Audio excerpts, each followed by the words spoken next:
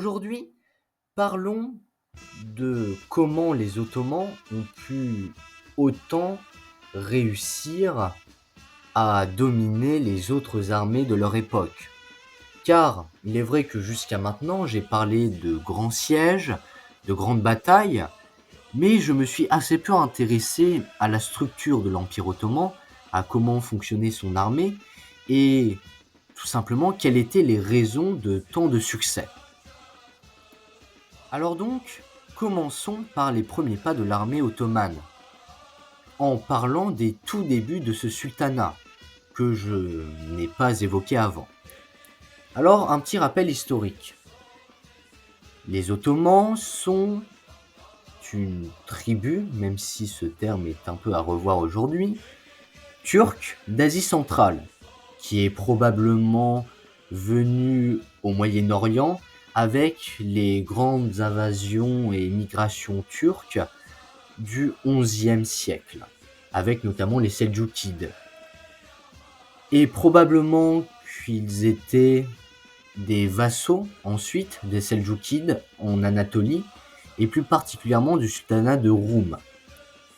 Quoi qu'il arrive, la première trace que l'on a d'eux, c'est dans un registre du XIIIe siècle parlant de la tribu des Osmanlı. Ce registre est un registre mongol, car effectivement, avec les invasions mongoles, le grand empire seldjoukide et ses restes avec le sultanat de Roum se sont totalement effondrés en une myriade de petits beys anatoliens locaux, dont les Ottomans. Et tous ces beys anatoliens essayaient de s'envahir et de se massacrer entre eux, et ils étaient techniquement tous soumis aux Mongols Ilkhanid de Perse. Et donc c'est dans ces registres que l'on trouve la première trace de la tribu des Osmanlı. Donc à l'époque, l'armée ottomane est à peu près comme toutes les armées turques de l'époque, une armée des steppes composée de turcomans, des cavaliers nomades combattant pour la grande majorité à cheval et à l'arc, qui était donc la base un peu des tactiques de combat dans le coin, que ce soit des Mongols ou des Turcs. Mais cette armée va donc permettre au premier sultan ottoman, Ertugrul, Osman, etc., de se conquérir une sorte de petit précaré en Anatolie autour de la ville de Bursa. Ces conquêtes vont être assez lentes, car les Ottomans, étant donné que c'est une armée des steppes, ils n'ont pas la culture du siège, par exemple. Ce qui fait que des fois, ils peuvent rester à poireauter pendant 10 ans devant une ville, juste en massacrant tous les villages alentours, et en pillant les terres afin de ne laisser plus de nourriture aux défenseurs de la ville. Mais, très vite, ça va changer, étant donné qu'il va y avoir tout d'abord de moins en moins de Turcs dans l'armée ottomane, étant donné que forcément, à force de faire des guerres, la population diminue de soldats actifs. Et donc, cette armée va devoir évoluer vers un nouveau système. Alors qui est un système assez banal à l'époque dans tous les empires arabo-musulmans, voire turcs. On les retrouvera chez les Seldjoukides, chez les Abbassides, etc. C'est le système des Timars, qui porte un nom différent en arabe, et qui en fait sont des forces irrégulières, appelées Timariotes. Pour la plupart, ce sont des cavaliers qui vivent de la guerre, mais également, en échange de leur service dans l'armée ottomane, le sultan leur confie des terres. Des sortes de chevaliers orientaux, des équivalents de la chevalerie médiévale européenne au final. Des légères modifications vont être alors apportées à partir du sultan Orhan, qui va de plus en plus créer une armée professionnelle en réalité, avec des sortes de proto-corps d'armée, différents et spécialisés, mobilisables et appelés directement par le sultan et qui sont donc extrêmement rapides à être mobilisés. Avec donc des corps d'infanterie, les yaya, et des corps de cavalerie, les muselems. Pardon pour mon accent turc et arabe qui est assez relatif. Et qui ne sont d'ailleurs pas toujours musulmans ou turcs. La majorité étant souvent des mercenaires par exemple.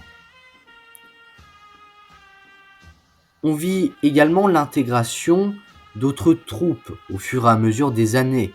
Les janissaires, la garde d'élite du sultan sur le champ de bataille, composée d'enfants esclaves chrétiens convertis de force à l'islam et pris en quelque sorte en impôt aux familles chrétiennes de l'Empire afin qu'ils puissent vivre en paix, ce qu'on appelle le devshirme. Ainsi que des unités de fusiliers, les piyade topchou pour l'infanterie et les souvari topchou pour la cavalerie. Et également des canons, les umbarachi,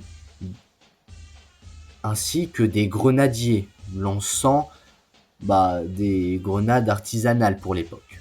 Bref, l'armée ottomane passe peu à peu d'une armée purement nomade et même féodale, on peut dire, pour le Moyen-Orient, à une armée professionnelle intégrant des éléments de plus en plus modernes. Maintenant, parlons un peu de l'âge d'or de cette armée, la construction véritable de l'armée ottomane, une période qui va durer de 1451 à 1606 et qui va voir se créer donc cette armée professionnelle et qui va faire le succès total de l'armée ottomane sur tous les autres pays d'Europe et également du Moyen-Orient et qui va très peu évoluer jusqu'au XVIIIe siècle. Donc, on a une armée ottomane qui est répartie en deux corps. Tout d'abord, le Capiculu, les troupes régulières, qui jusqu'au XIVe siècle sont principalement composées de mercenaires payés par la noblesse ottomane, qui ainsi rendent service à leur sultan. Le sultan ne pouvant se permettre de payer autant de mercenaires.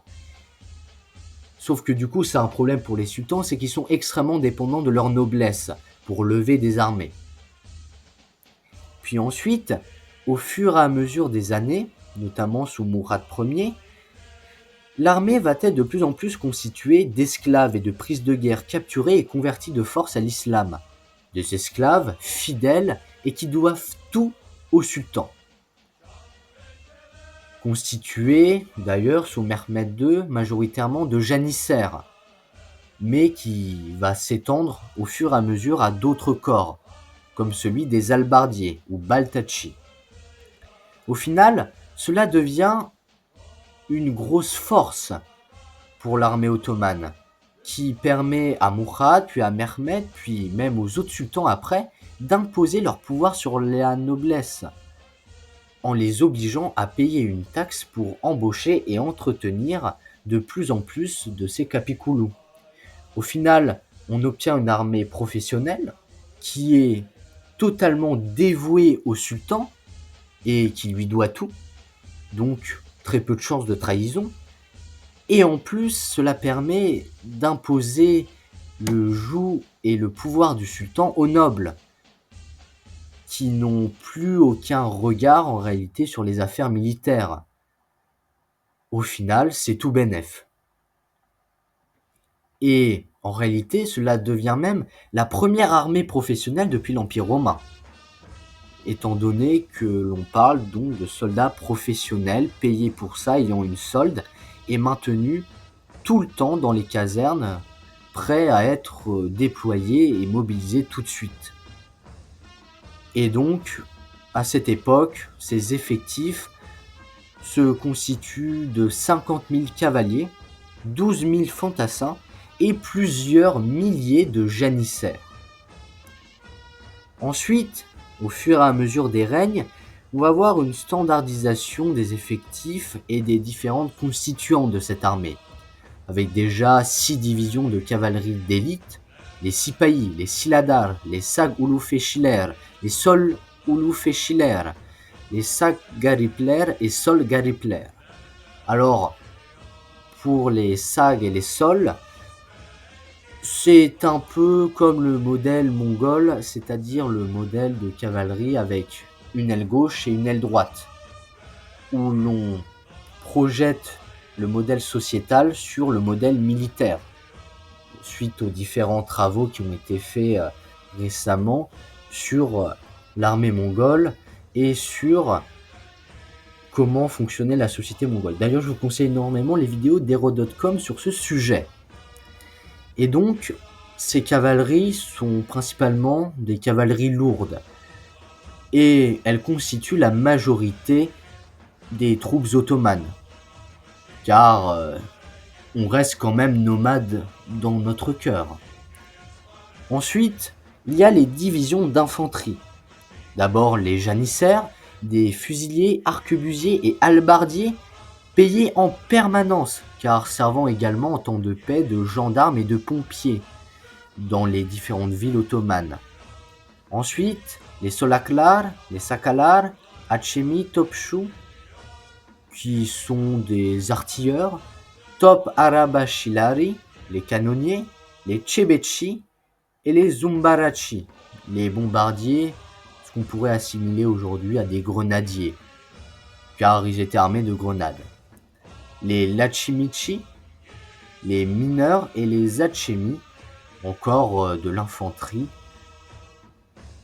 qui sont normalement faits pour le corps à corps.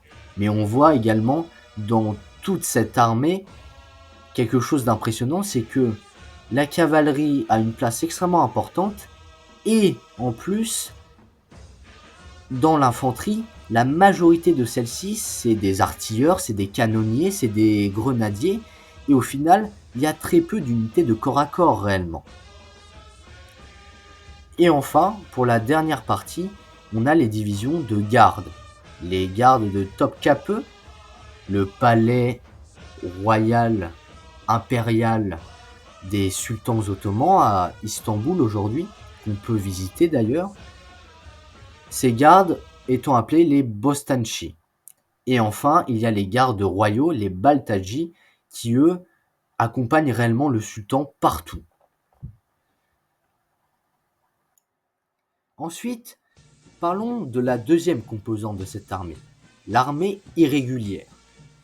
Divisée en deux types de troupes, les Yerlikulu, des troupes indigènes levées dans les provinces d'Anatolie majoritairement, composées des Azabs, conscrits, si on veut traduire, des Bashibouzouk, les fameux Bashibouzouk, recrutés parmi les sans-abri et les criminels des villes, indisciplinés et faisant régner la terreur dans les conquêtes et dans les campagnes des États ennemis.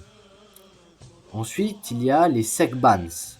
Ce sont des mercenaires dont la loyauté est assez fébrile, comme tous les mercenaires me direz-vous, et composant des fois même la majorité d'une armée levée pour une campagne, et qui se trouve très souvent en opposition avec les troupes régulières, se sentant un peu lésés par rapport à eux.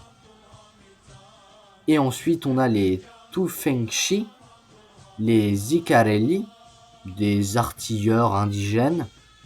Bon, ils composent l'artillerie également, mais eux, ce ne sont pas des mercenaires, ce sont des indigènes d'Anatolie. Et les Muselem. Alors, on avait déjà vu cette unité avant qui composait l'infanterie, mais cette fois, c'est une unité du génie, tout simplement. C'est-à-dire, c'est eux qui construisent les ponts, qui construisent les campements, etc., etc. La deuxième composante de ces troupes irrégulières, c'est le Serat Kulu.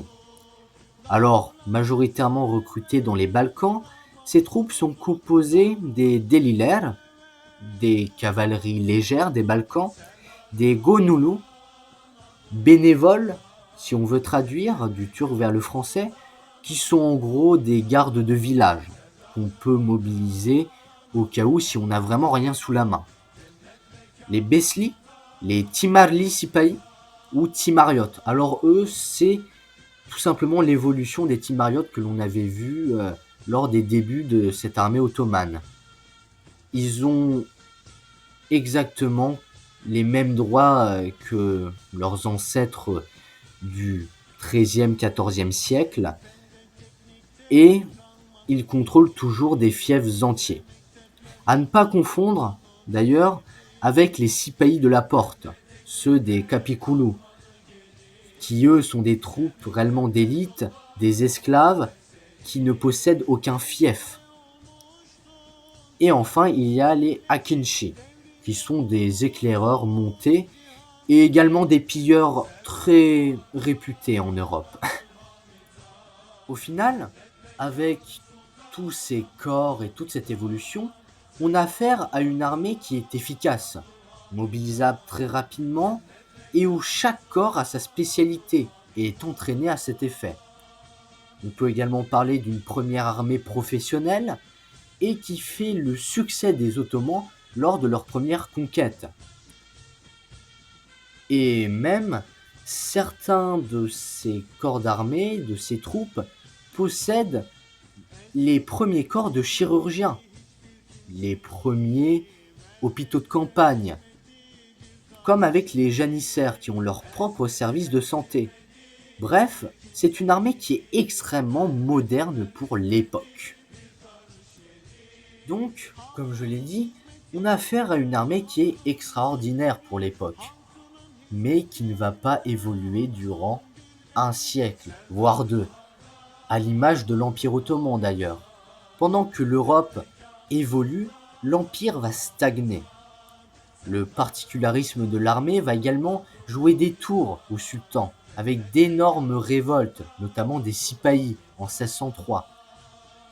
Cela est tout simplement dû au fait que, à force d'avoir des esclaves et tout, eh bien, ça va créer un esprit de corps entre ces troupes.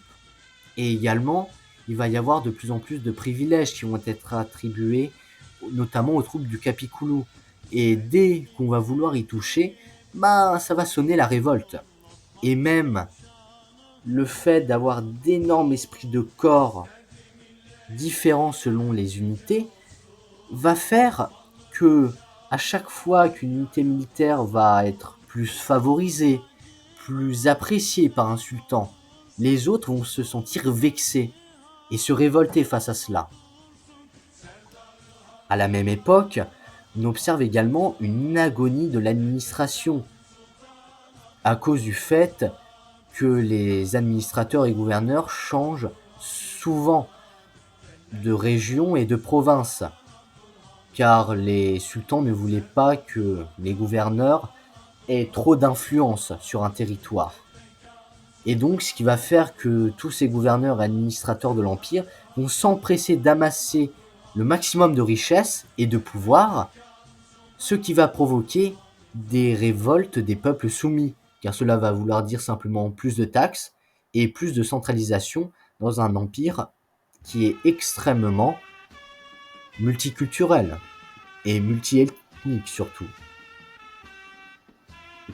Malgré tout, il va y avoir quelques coups d'éclat et quelques remontées de cet empire, pourrons-nous dire. Par exemple, face aux Perses, lors du règne de Abbas Ier le Grand. Mais bon, disons que les Perses non plus n'ont pas trop évolué entre-temps. À côté, l'armée ottomane, c'est une armée moderne pour l'époque. Alors que ce n'est déjà plus trop le cas. Et que les Européens ont déjà retenu les leçons des précédents échecs.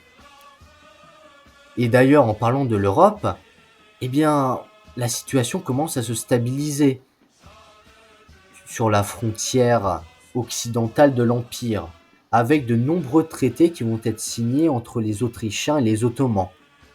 Ce qui signifie forcément plus de conquêtes, et donc plus trop d'occupation, on peut dire, pour les troupes du Capiculu. Ce qui va également poser des problèmes. Et un autre point difficile, dirons-nous. En plus, les troupes irrégulières, elles, de leur côté, qui normalement devraient être fournies par les provinces directement, eh bien, sont de moins en moins nombreuses. On a de moins en moins d'hommes à les envoyer mourir dans des campagnes qui ne servent à rien pour la majorité. Alors que dans le même temps, les janissaires deviennent également de plus en plus influents dans l'Empire et commencent à constituer une force politique qui déstabilise les successions des différents sultans ottomans. Et ça va tellement être le cas que ça ne va même plus être considéré comme une unité militaire, car ils ne sont même plus recrutés chez les chrétiens, mais dans toutes les origines et cultures de l'Empire. On va passer d'une garde personnelle qui doit tout au sultan à simplement une sorte d'aristocratie. Et les généraux ottomans des siècles d'après seront d'ailleurs énormément des janissaires. Ils ne sont même pas chrétiens à la base, mais simplement ils sont entrés dans ce corps pour le prestige. Et on en vient même à la période de ce que l'on va appeler le sultanat des femmes, au cours du XVIIe siècle, où c'est le harem et la mère du sultan, qui techniquement dans tout l'appareil d'État ottoman dirige le harem, qui va réellement prendre le pouvoir sur les sultans, saupoudré également d'intrigues entre les janissaires, représentant les militaires, et les vizirs, représentant l'administration. Bref, l'Empire se déchire dans des querelles intestines et stagne au niveau technologique, et commence également son long déclin. Et bien voilà ce qui conclut cette vidéo. Je vous remercie de l'avoir écouté, j'espère que ça n'aura pas été trop brouillon, notamment avec tous les noms propres turcs qui sont un peu difficiles à prononcer pour moi. J'espère en tout cas que ça vous aura appris encore beaucoup de choses, et je vous dis à la prochaine, où l'on parlera plus en profondeur des réformes de l'armée ottomane, des premières.